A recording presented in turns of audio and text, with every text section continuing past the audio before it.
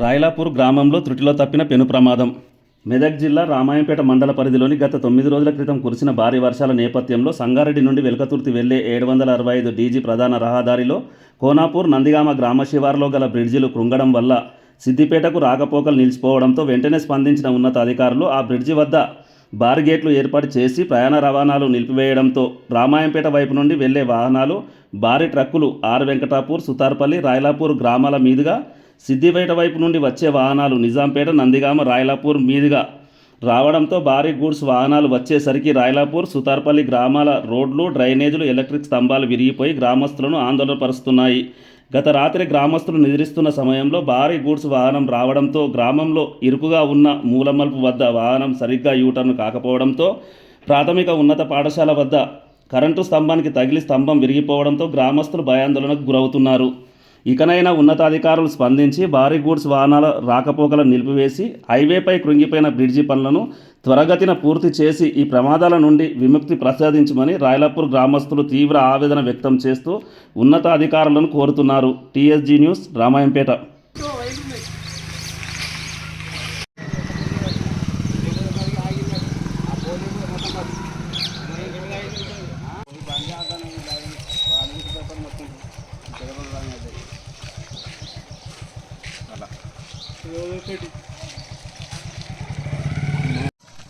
నర్సీపట్నం ఎక్కడ పోతున్నావు? గాంధారి వాళ్ళు చెప్తుంటే ఇంకా అక్కడ కడిగారు కదా అని మామూలుగా బల్లి కూడా ఉంది కదా అని వచ్చాం. మాకేం తెలుసు కూడా ఇక్కడ దాకా వచ్చిన తర్వాత సూపర్లు.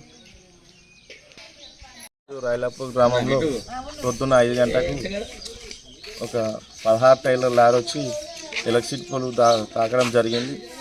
దయచేసి అధికారులు చర్యలు తీసుకోవాలి. అలాగే ఇలాగ రైతులకు చాలా ఇబ్బంది అవుతుంది, వెళ్ళడం రావడం. స్కూల్ పిల్లలు, ఇక్కడ స్కూల్ కూడా ఉన్నది, గ్రామస్తులకు చాలా ఇబ్బంది అవుతుంది.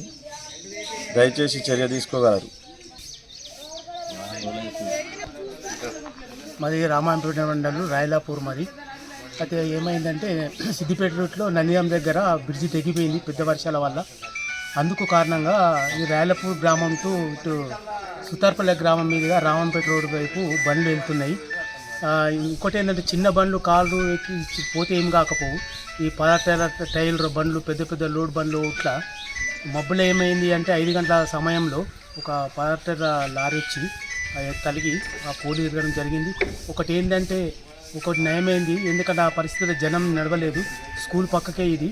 అందుకని పై అధికారులు స్పందించి ఇక్కడి నుంచి పెద్ద పెద్ద వాహనాలు వెళ్ళనీయొద్దని కోరుచున్నాం అని మా మనవి.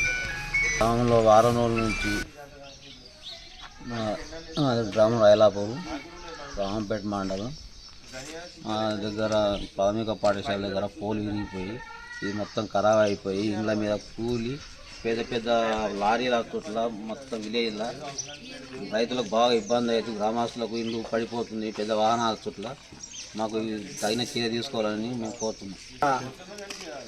పెద్ద పెద్ద బండ్లు రాకుండా చేయాలని కోరుతున్నాం. పై అధికారులు కోరుతున్నాం.